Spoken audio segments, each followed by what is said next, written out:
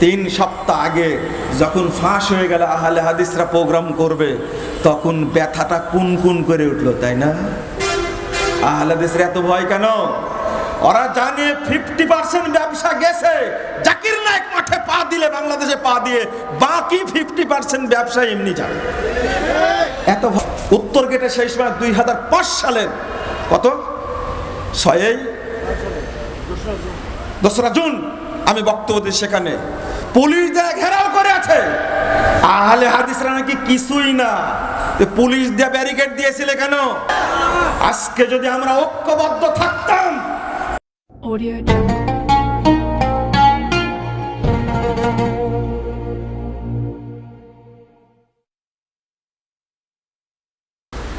মুক্তাঙ্গনের সমাবেশে বলেছিলাম, চ্যানেল আয়ে প্রকাশ করলো, আহলে হাদিসরা আবার প্রকাশ্যে, কত বড় শয়তান দেখছেন।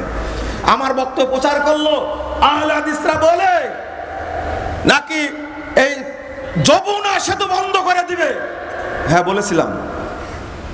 বলেছিলাম আবার ওই পথে নামবো ইনশাল্লাহ। এই ব্যাকুব, তখন মুসলিউদ্দিনের বক্তব্যকে ভুল ধরনি কেন?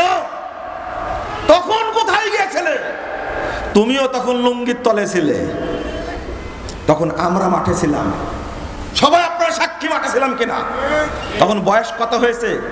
আমি তখনকার দপ্তর সম্পাদক। উত্তর গেটে সেই সময় 2005 সালের কত 2রা জুন আমি বক্তব্য দিই, সেখানে পুলিশ দিয়ে ঘেরাও করে আছে।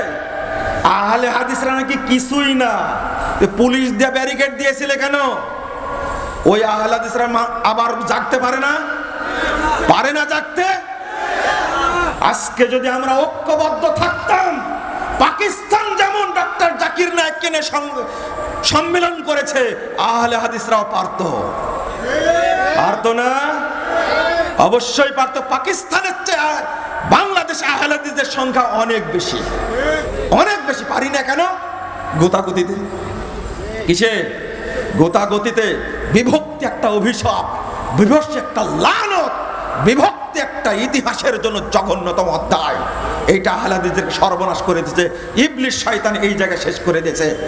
আমরা যখন আলোচনা করলাম জাকির নায়েক আসবেন, কয় তারিখ আসার কথা ছিল? নভেম্বরের কয় তারিখে? 28 তারিখ আসার কথা ছিল। আমি তারিখগুলো বলে দিই।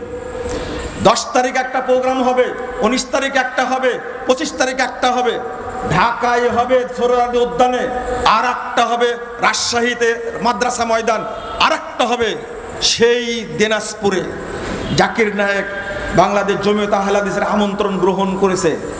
যখন জানতে পারলো আউটডোর প্রোগ্রাম করবে জাকির নায়েক, ইনডোরে প্রোগ্রামের অনুমতি পাওয়া গেছিল 3 সপ্তাহ আগে।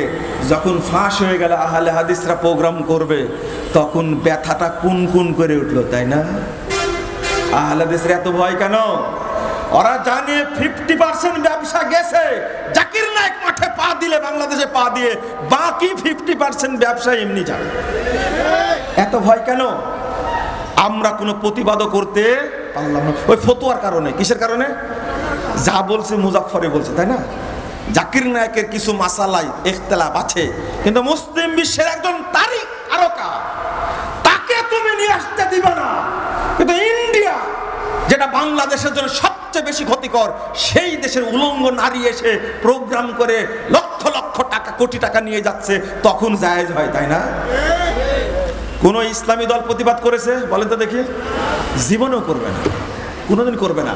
এরা শিয়াদের বিরুদ্ধে বলবে, আহলে হাদিসরাই শিয়াদের বিরুদ্ধে বলবে, আহলে হাদিসরাই মাজার পূজারের বিরুদ্ধে বলবে, আহলে হাদিসরাই মূর্তির বিরুদ্ধে বলবে, আহলে হাদিসরাই তন্ত্র মন্ত্রের বিরুদ্ধে বলবে না? কিন্তু সবাই সুবিধা ভোগ করবে। সমস্যা কার হবে? আহলে হাদিসদের। ধৈর্য ধারণ করুন, বলেন ইনশাআল্লাহ। আমরা শক্ত আছি, শক্তই থাকবো। ইতিহাস একদিন ব্যাক করবে ইনশাআল্লাহ ব্যাক করবে। এমন একটা পর্যায়ে আসবে, সিরিয়ার যখন জয় হয়েছে, আপনি আপোষ করবেন কেন? তালেবানদের আকীদার সাথে আমি একমত নয়, তালেবান পছন্দ করি না। তালেবানরা